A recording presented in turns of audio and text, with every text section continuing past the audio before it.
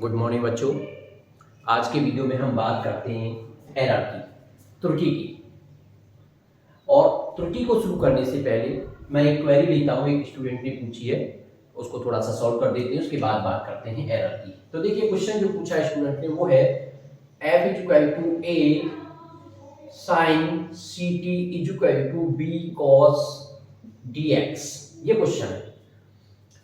अगर आप लोग वीडियो को ध्यान से देखेंगे तो मैंने एरर वाले इसके जो क्वेश्चन सॉल्व करने का तरीका बताया था उसमें साफ कहा था कि साइन लॉग ई की पावर इनमें जो भी चीज होती है उसकी कोई डायमेंशन नहीं होती। और यहां पर जो पूछा गया है ये पूछा है कि a अपॉन बी की डायमेंशन बताइए और दूसरा c अपॉन डी की डायमेंशन बताइए। ये दो चीजें पूछी गई हैं। तो देखिए जब आप ये जानते हैं कि भाई इसकी कोई डायमेंशन नहीं होती, इसकी कोई डायमेंशन नहीं होती और जो चीजें प्लस हो या बराबर में लिखी हो उनकी डायमेंशन सेम होती है, उनकी विमाएं सेम होती हैं, तो क्या करोगे? इसकी तो कोई विमा है नहीं तो a की विमा क्या कर दोगे? a की विमा इक्वल टू क्या लिख दोगे आप? f की विमा। ऐसे ही अब इसकी भी कोई विमा नहीं होगी पूरे की कॉस वाले की, इसका मतलब b की विमा भी किसके बराबर हो जाएगी? b की विमा इक्वल टू f की विमा। अगर a और b की अलग अलग विमा पूछता तो हम f की विमा लिख के mlt की पावर -2 बात को खत्म कर देते, लेकिन उसने पूछा a अपॉन b की विमा, यानी डिवाइड कर लो तो a अपॉन b की विमा क्या हो जाएगी? a अपॉन b की विमा इक्वल टू f की विमा अपॉन f की विमा, और f से f की विमा कैंसिल हो जाएगी। इसका मतलब ये हो जाएगा विमाहीन m की पावर 0 l0 t0, यानी ये विमाहीन हो गया, इसकी कोई डायमेंशन नहीं है। नेक्स्ट पूछा है c अपॉन डी की क्या विमा होगी। तो देखिए भाई c कहां है? तो c तो यहां पर है साइन केस में, और d कहां है? ये इसके साथ है। साथ ही साथ इस क्वेश्चन में ये बताया f फोर्स है, t टाइम है, x जो है वो डिस्टेंस है। तो आप ये भी जानते हैं कि साइन के जो भी एंगल में है भाई एंगल की कोई विमा नहीं होती है, कोण की कोई विमा नहीं होती है, इसका मतलब ct की कोई विमा नहीं होगी। तो आप क्या लिख देंगे यहां से कि ct की विमा equal to m0 l0 t0। इधर ऐसे ही cos के साथ एंगल है उसकी कोई विमा नहीं होगी, तो आप ऐसे लिख सकते हैं dx की विमा, ये भी m0 l0 t0।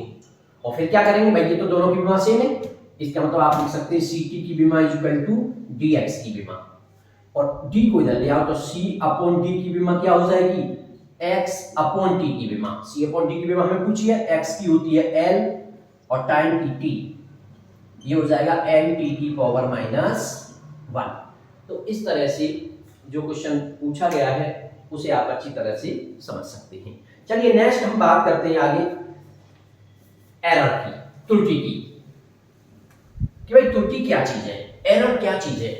और वास्तव में ये टॉपिक अपने आप में बहुत इंपॉर्टेंट टॉपिक है, इसको तुम्हें समझना होगा क्योंकि इसकी जरूरत हमें 11th क्लास में इस चैप्टर में तो है ही है, इसके साथ साथ इसकी आवश्यकता जो हमें पढ़ने वाली है वो होती है जब हम प्रैक्टिकल करते हैं, देखा हुआ आपने उसमें एरर निकालते हैं। और इसके अलावा भी इसका एक बहुत इंपॉर्टेंट यूज है, वो मैं जब एरर का टॉपिक कंप्लीट करूंगा उस समय बताऊंगा कि इसका क्या यूज होता है। तो चलिए बात करते हैं एरर, त्रुटि। तो देखिए त्रुटि क्या होती है। अगर हम बात करें कि हम कोई चीज मेजर कर रहे हैं और मेजर करने में जो अनसर्टेनिटी रह जाती है, इसका मतलब क्या हुआ? अनसर्टेनिटी इन ए मेजरमेंट। मतलब अगर उसको थोड़ा शॉर्ट शब्दों में एक अच्छी तरह से उसको समझना चाहें तो आप ऐसे समझ लीजिए, हम जब भी कोई प्रैक्टिकल करते हैं, जब भी कोई काम करते हैं, प्रैक्टिकल ये नहीं है कि बहुत बड़ा इंस्ट्रूमेंट लेकर के प्रैक्टिकल करें वही प्रैक्टिकल होगा। मान लीजिए हम इसकी लेंथ को मेजर करने की बात कर रहे हैं, तो इसकी लेंथ जितनी भी है और हमने एक स्केल लेकर के इसको मेजर किया, तो मेजर करने में जो कमी रह जाए, मेजर करने में जो गलती हो जाए वही एरर है, वही त्रुटि है। क्लियर? इसका मतलब एरर क्या हो गई? एरर हो गई एक तरह से अनसर्टेनिटी। अब बात ये आती है भाई एरर कितने तरह की होती है। तो एरर दो तरीके की होती हैं, एक क्रमबद्ध त्रुटियां, इसको सिस्टमैटिक एरर्स कहते हैं, और एक यादृच्छिक त्रुटियां, रैंडम एरर्स।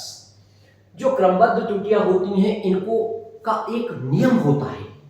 इसका मतलब अगर आप उस नियम को पकड़ लेंगे, आपकी समझ में आ गया कि भाई ये इन त्रुटियों का एक नियम है, तो फिर आप उसको कैलकुलेट कर सकते हो, यानी आप उस एरर को खत्म कर सकते हो, उसको समाप्त कर सकते हो। जैसे मान लीजिए अगर वर्नियर कैलिपर्स जब आप प्रैक्टिकल करोगे, मैं उसको भी उसके लिए भी वीडियो बनाऊंगा, वर्नियर कैलिपर्स के लिए, स्क्रू गेज के लिए, स्पेरोमीटर के लिए और भी प्रैक्टिकलों के लिए। तो जब आप उन प्रैक्टिकलों को करोगे तो वहां पर जीरो एरर की बात आती है, ऋणात्मक एरर, धनात्मक एरर, जीरो एरर। तो वो सब क्या है, वो इसी तरह की क्रमबद्ध सिस्टमेटिक एरर्स में ही आता है और उनको समाप्त किया जा सकता है, उनको खत्म किया जा सकता है। तो बात ये कर रहे हैं क्रमबद्ध जो त्रुटि होती है, सिस्टमेटिक जो एरर होती है, उनके क्या क्या कॉज हो सकते हैं, उनके क्या रीजन हो सकते हैं। तो उसके रीजन है यंत्रगत त्रुटियां, इंस्ट्रूमेंटल एरर।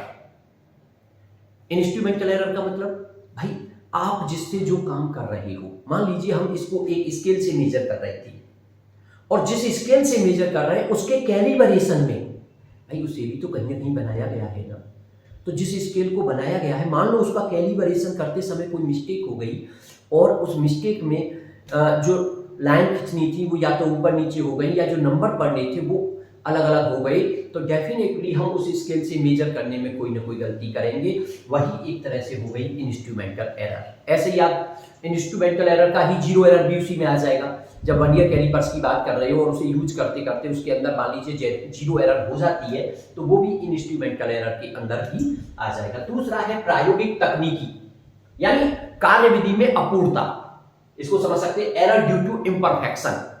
मतलब इसका सीधा सा है कि आप जो काम करने का आपका तरीका है, जो प्रैक्टिकल करने का तरीका है, आपको उसकी पूरी जानकारी नहीं है और उसकी पूरी जानकारी न होने की वजह से आप उसमें कोई ना कोई मिस्टेक कर सकते हो। वो जो एरर हो जाएगी वो एक तरह से हो जाएगी कार्यविधि में अपूर्णता, यानी वो भी एक सिस्टमेटिक एरर उस वजह से भी प्रोड्यूस हो सकती है। तीसरा व्यक्तिगत त्रुटि, पर्सनल एरर। पर्सनल एरर क्या है भाई? पर्सनल एरर सिंपल सी बात है, आप कोई प्रैक्टिकल कर रहे हो और आप उसको सीरियसली नहीं ले रहे, वास्तव में उसको जिस तरह से करना चाहिए था आप उसके जो नियम है उसको जैसे हम देखना चाहिए उसको फॉलो नहीं कर रहे हैं। या मान लीजिए मेरी आई साइट वीक है और मेरी आई साइट वीक है, मैं मेरा चश्मे की प्रैक्टिकल कर रहा हूं, इसका मतलब डेफिनेटली जो चिन्ह होंगे उनको देखने में मुझसे कोई ना कोई कमी होगी और जब वो चिन्ह मैं सही तरह से नहीं देख पाऊंगा तो डेफिनेटली वहां पर मेरी वजह से एरर होगी, वो एक तरह से पर्सनल एरर्स हो गई। अब बात करते हैं यादृच्छिक त्रुटियां, रैंडम एरर्स।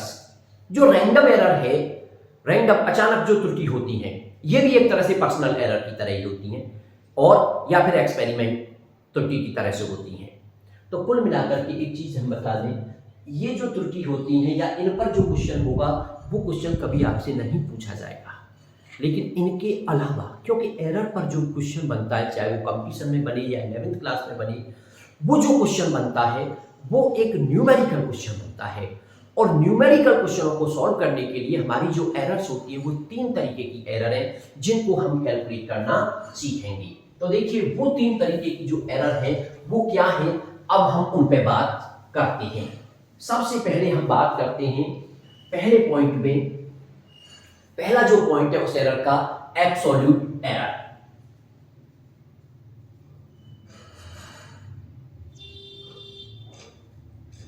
एब्सोल्यूट एरर, निरपेक्ष त्रुटि।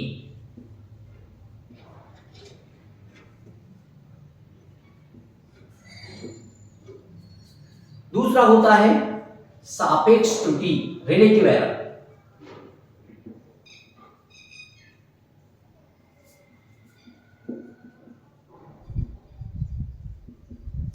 इसको आप फ्रैक्शनल एरर भी कह सकते हो, इसको भिन्नात्मक त्रुटि भी बोल सकती हो।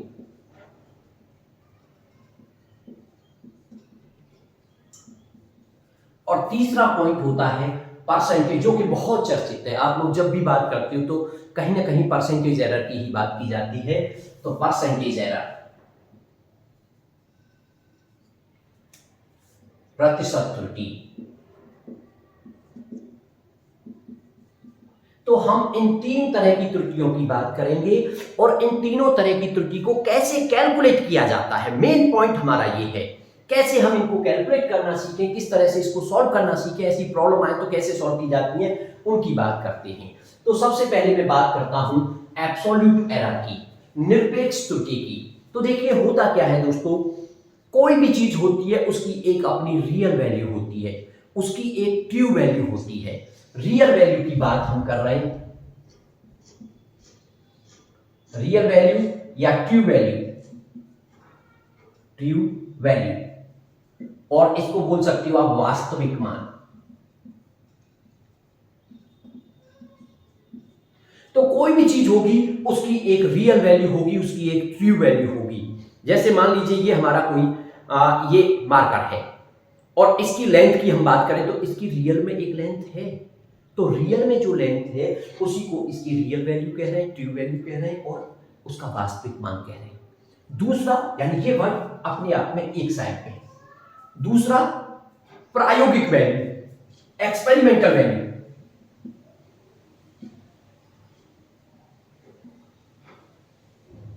या ऑब्जर्व वैल्यू, ऑब्जर्वेशन भी बोल सकते हो आप उसको, जिसको आप प्रायोगिक वैल्यू कह सकते हो, प्रायोगिक मान, या फिर इसको प्रेक्षित मान कह सकते हो, ऑब्जर्व, प्रेक्षित मान।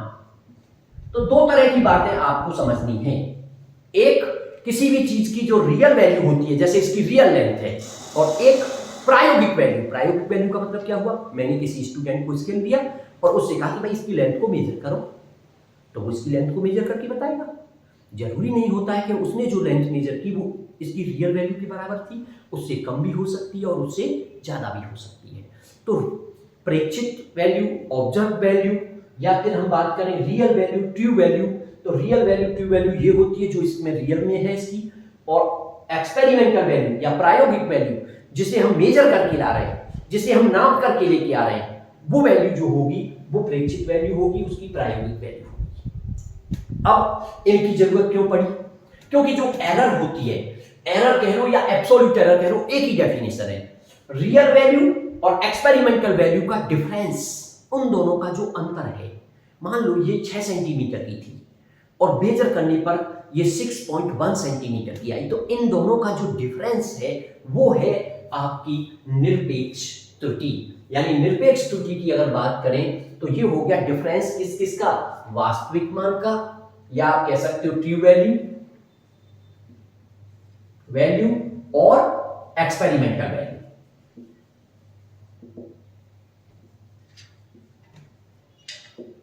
तो सिंपल सी डेफिनेशन, अगर तुमसे कोई एरर की परिभाषा पूछे, एरर की डेफिनेशन पूछे, तो आप कह दोगे वास्तविक मान और प्रायोगिक मान के अंतर को त्रुटि कहते हैं।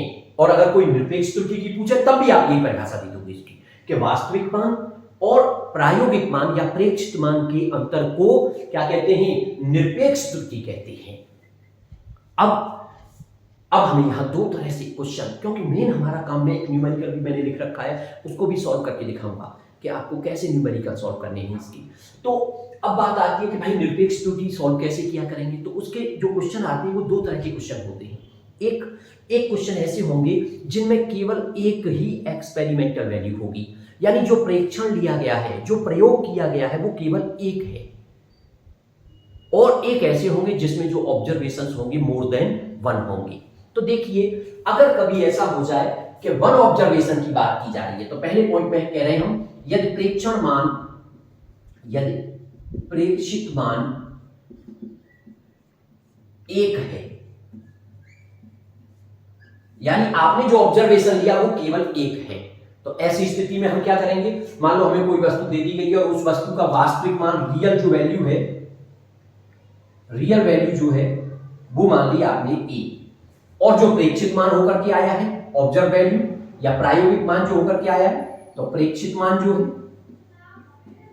ऑब्जर्व वैल्यू जो है वो मान लिया आपने A1। अब आप निकालना चाहते हो निरपेक्ष त्रुटि।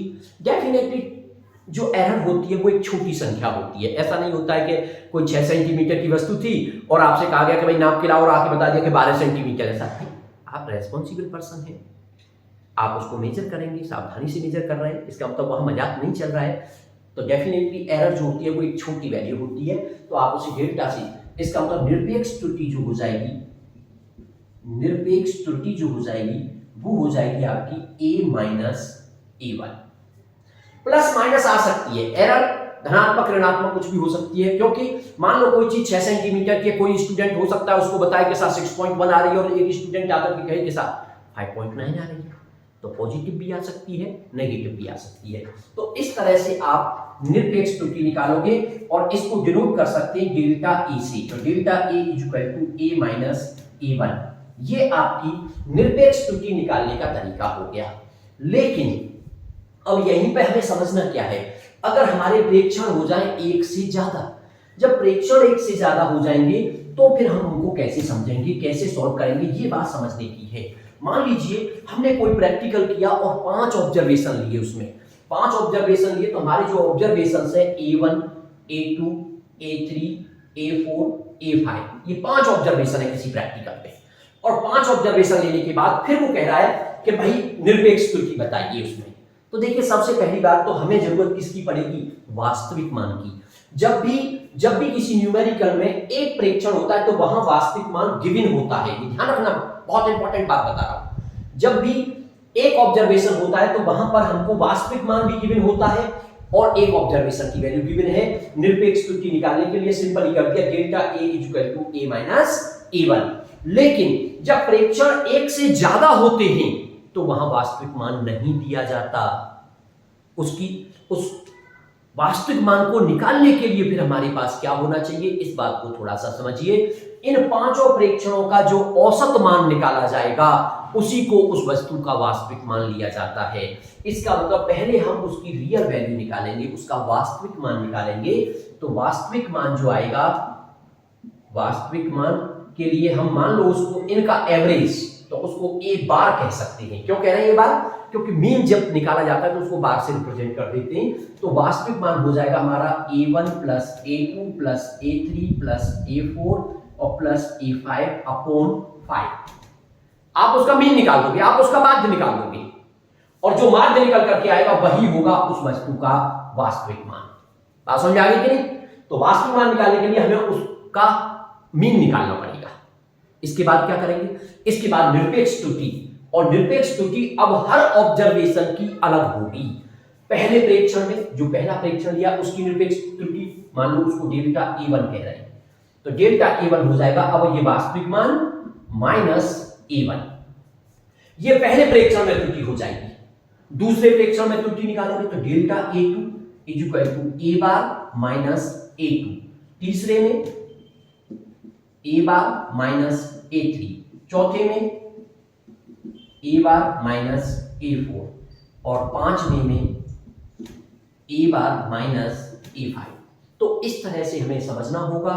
हमें केवल क्या करना है, निरपेक्ष त्रुटि निकालने के लिए हमें केवल डिफरेंस निकालना है वास्तविक मान का और प्रेक्षित मान का। लेकिन वास्तविक मान हमारे पास होगा नहीं, जब प्रेक्षण एक से ज्यादा होंगे तो हम उनका माध्य निकाल के पहले वास्तविक मान निकाल लेंगे, और जब वास्तविक मान आ जाएगा तो हर प्रेक्षण में, ये पहले प्रेक्षण में निरपेक्ष त्रुटि हो गई, ये दूसरे प्रेक्षण में, ये तीसरे में, चौथे में, 5वें में। अगर वो न्यूमेरिकल में ये कहता है कि हर प्रेक्षण की निरपेक्ष त्रुटि ज्ञात कीजिए तो वो ये निकल के आ गई। लेकिन अगर कोई एक शब्द यूज करता है कि इस मान में निरपेक्ष त्रुटि ज्ञात कीजिए तो फिर हमें इसका औसत निकालना पड़ेगा। हालांकि वो ये भी कह सकता है कि निरपेक्ष त्रुटियों का माध्य निकालिए, कह भी सकता है और नहीं भी कह सकता, केवल एक वैल्यू चाहता है आपसे तो आपको उसको माध्य निकालना पड़ेगा। तो फिर हम इनका मीन निकालेंगे, तो फिर हम लिखेंगे इसको माध्य निरपेक्ष त्रुटि। क्या लिखेंगे, माध्य निरपेक्ष त्रुटि। और जब माध्य निरपेक्ष त्रुटि हम निकालेंगे, माध्य निरपेक्ष त्रुटि, mean absolute error, mean absolute error. तो मीन एब्सोल्यूट एरर क्या होगी फिर ये समझना है हमें, यानी ये जो हमारी एरर आई है इनका हम मीन निकाल देंगे। और चूंकि ये डेल्टा ए डेल्टा, तो इसको हम डिनोट कर सकते हैं डेल्टा ए बार से। ए बार से जो किया है वो वास्तविक मान है, उनका मीन था वो वैल्यू जो कि हमने ऑब्जर्वेशन लिए थे। लेकिन डेल्टा ए बार जो हमारे हर प्रेक्षण में एरर निकल के आई है निरपेक्ष त्रुटि, उसका मीन है। तो डेल्टा ए बार क्या हो जाएगा फिर, delta A1 plus delta A2 plus delta A3 और प्लस डेल्टा ए4 और प्लस डेल्टा ए5 अपॉन 5। लेकिन यहां एक बात ध्यान रखनी है कि ये जो निरपेक्ष त्रुटि निकल के आ सकती है, ये प्लस भी आ सकती है, माइनस भी आ सकती है। इसलिए जब इनका माध्य निकालें तो हमें उसका केवल पॉजिटिव साइन लेना है, उसका केवल धनात्मक मान लेना है, इसलिए हम इन पे सब पे मॉड लगा देंगे, क्योंकि मॉड का मतलब होता है कि उसके अंदर से केवल कैसा साइन निकल करके आ रहा है, पॉजिटिव साइन निकल करके आ रहा है। जैसे ये लिख दिया जाए मॉड के अंदर +-5, इसका मतलब होता है +5। तो क्यों ऐसा क्यों करेंगे ये भी समझिए, क्योंकि मान लो इसमें से ऐसा हो जाए कि कुछ की तो पॉजिटिव वैल्यू आ जाए, कुछ की नेगेटिव वैल्यू आ जाए और सब का सम करने पे वैल्यू हो जाए 0, इसका मतलब तो ये हो गया एरर 0 हो गई। जबकि ऐसा नहीं होता, एरर हमेशा मैक्सिमम फॉर्मेट में निकाली जाती है, मैक्सिमम कोशिश करते हैं कैलकुलेट करने की, इसलिए हम क्या करेंगे, उनकी केवल पॉजिटिव वैल्यू लेंगे जिससे कि एरर हमारी मैक्सिमम निकल करके आ सके। तो मीन एब्सोल्यूट एरर निकालने के लिए ये जो हमारी हर मान में निरपेक्ष त्रुटियां निकाली हैं उसका हम मीन निकाल देंगे और ये हो जाएगी आपकी मीन एब्सोल्यूट एरर। तो ध्यान रखो, जब भी एरर पूछी जाए सबसे पहले ये देखो कि ऑब्जर्वेशन 1 है या ऑब्जर्वेशन मोर देन 1 है, एक से ज्यादा है। अगर ऑब्जर्वेशन आपका एक है तो सिंपल वहां रियल वैल्यू गिवन होगी, इससे आ जाएगा। और अगर ऑब्जर्वेशन मोर देन 1 है तो फिर आपको उनके जो ऑब्जर्वेशन है उनका मीन निकाल करके पहले रियल वैल्यू निकालनी पड़ेगी और उसके बाद हर ऑब्जर्वेशन में एरर निकालनी पड़ेगी, निरपेक्ष त्रुटि निकालनी पड़ेगी, उसके बाद उसका मीन निकालना पड़ेगा, उसको कहोगे मीन एब्सोल्यूट एरर। ओके, अब बात आती है दूसरा हमारा पॉइंट। दूसरा पॉइंट क्या था? अब दूसरा पॉइंट था हमारा भिन्नात्मक त्रुटि, रिलेटिव एरर। रिलेटिव एरर, भिन्नात्मक त्रुटि या इसको कहते हैं सापेक्ष त्रुटि।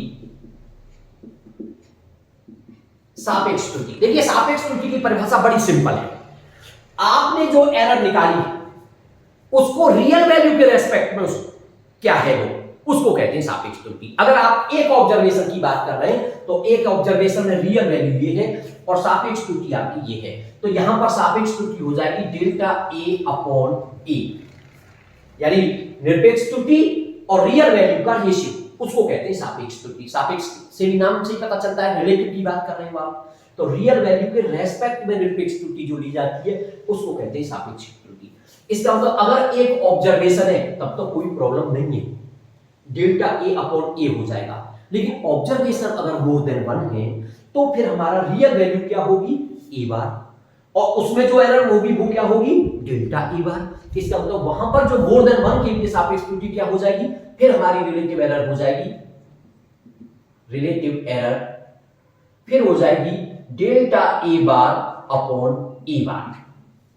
फिर आप इसको ऐसे निकालेंगे, okay, delta A bar upon A bar, more than 1 observation अगर गिवन है तो ए बार रियल वैल्यू मानी गई उसकी और डेल्टा ए बार निरपेक्ष त्रुटि का माध्य माना गया और उन दोनों का रेशियो हमारा क्या माना गया, रिलेटिव एरर माना गया। उसके बाद हमारा जो तीसरा पॉइंट था वो था परसेंटेज एरर का, प्रतिशत त्रुटि का। तो देखिए अगर मैं सापेक्ष त्रुटि को ही परसेंटेज एरर, अगर इस सापेक्ष त्रुटि को ही प्रतिशत में लिख दूं, प्रतिशत में लिखने का मतलब 100 का मल्टीप्लाई करके उसको शो कर दीजिए, वही हो जाती है परसेंटेज एरर। तो प्रतिशत त्रुटि क्या हो जाएगी, अगर एक ऑब्जर्वेशन है तो 1 ऑब्जर्वेशन के लिए परसेंटेज एरर हो जाएगी delta A upon A into 100 और आंसर आ जाएगा परसेंट में। लेकिन मोर देन 1 ऑब्जर्वेशन की बात आ जाए तो मोर देन 1 ऑब्जर्वेशन के लिए फिर क्या होगा, तो ये हो जाएगा delta A bar upon A bar into 100%, ये परसेंटेज एरर होगी। तो ये ध्यान रखना है हमको कि भाई हमारा ये बहुत इंपॉर्टेंट पॉइंट है कि ऑब्जर्वेशन एक है या फिर ऑब्जर्वेशन एक से ज्यादा है। अगर एक ऑब्जर्वेशन होता है तो रियल वैल्यू गिवन होती है, क्वेश्चन हमारा आसानी से सॉल्व हो जाएगा। लेकिन ऑब्जर्वेशन मोर देन 1 होते हैं तो फिर उसको सॉल्व करते समय हमें विशेष ध्यान रखना है। और एरर में केवल इन्हीं 3 एरर की बात की जाएगी, निरपेक्ष त्रुटि, absolute error, relative error, percentage error. और आपसे जो क्वेश्चन पूछा जाएगा कहीं ना कहीं इन्हीं पे डिपेंड होगा। चलिए मैंने एक एग्जांपल लिया, इस एग्जांपल को लेकर के इस पूरे कॉन्सेप्ट को हम क्लियर करते हैं।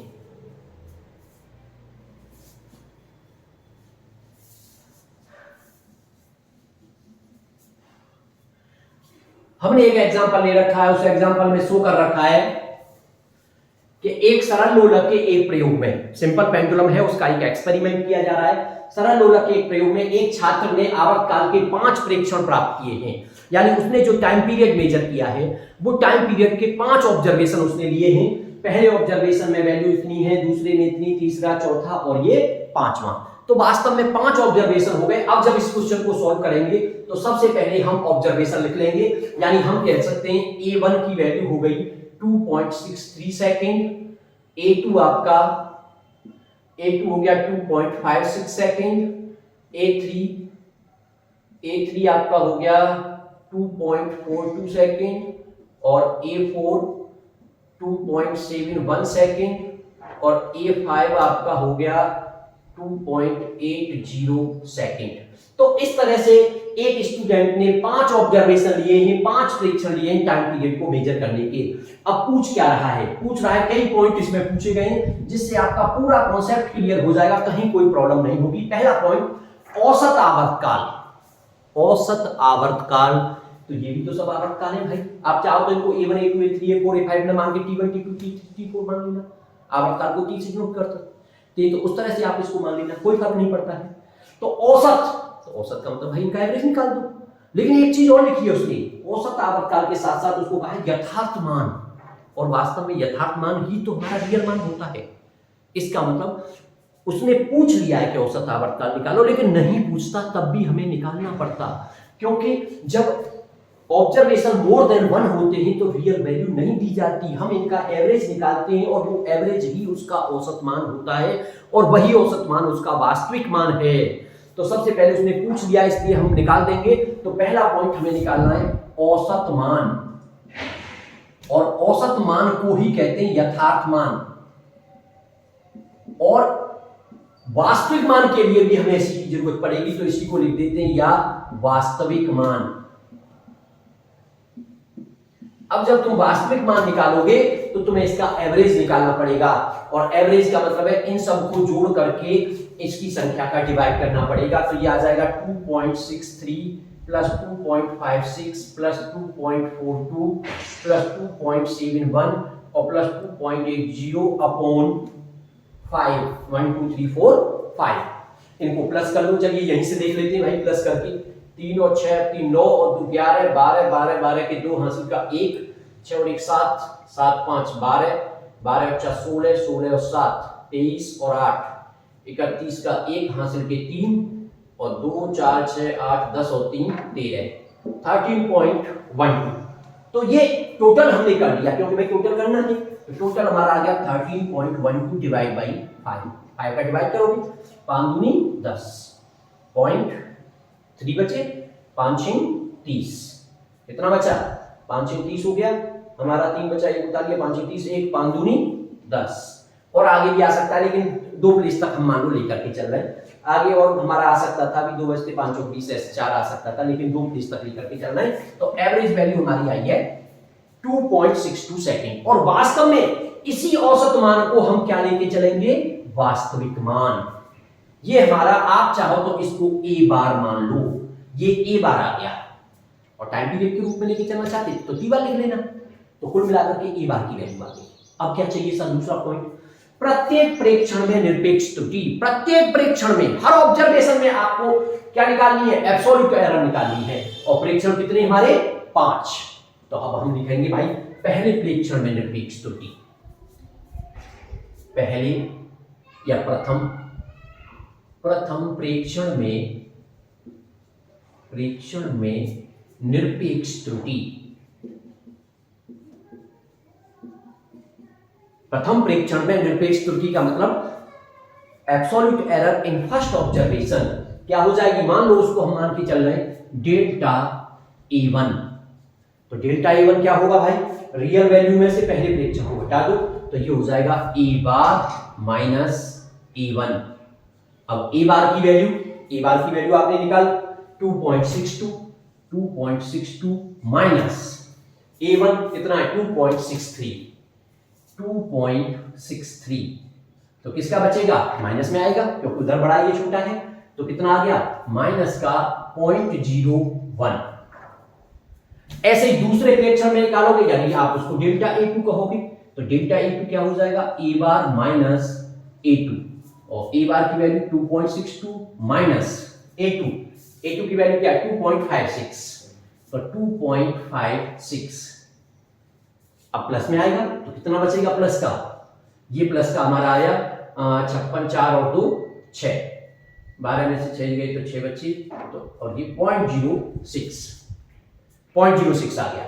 अब आप अगला निकालोगे delta A3, A bar minus A3, 2.62 minus A3 की वैल्यू 2.42,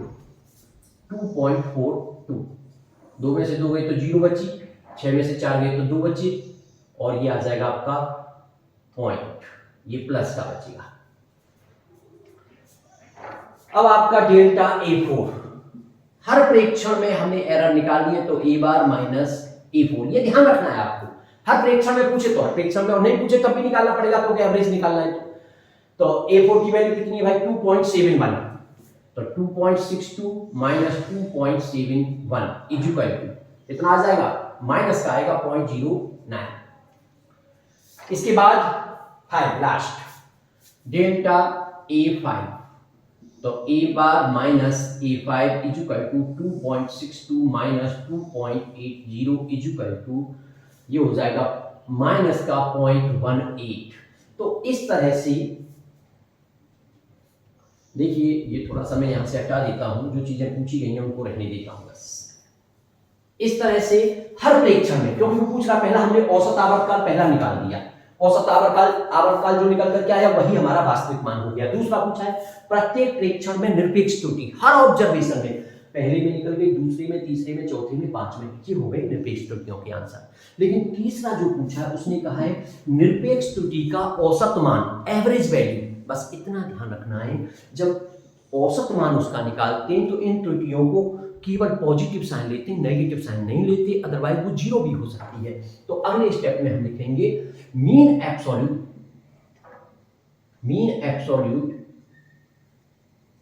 एरर, और मीन एब्सोल्यूट एरर के लिए केवल इनका मीन निकाल देंगे।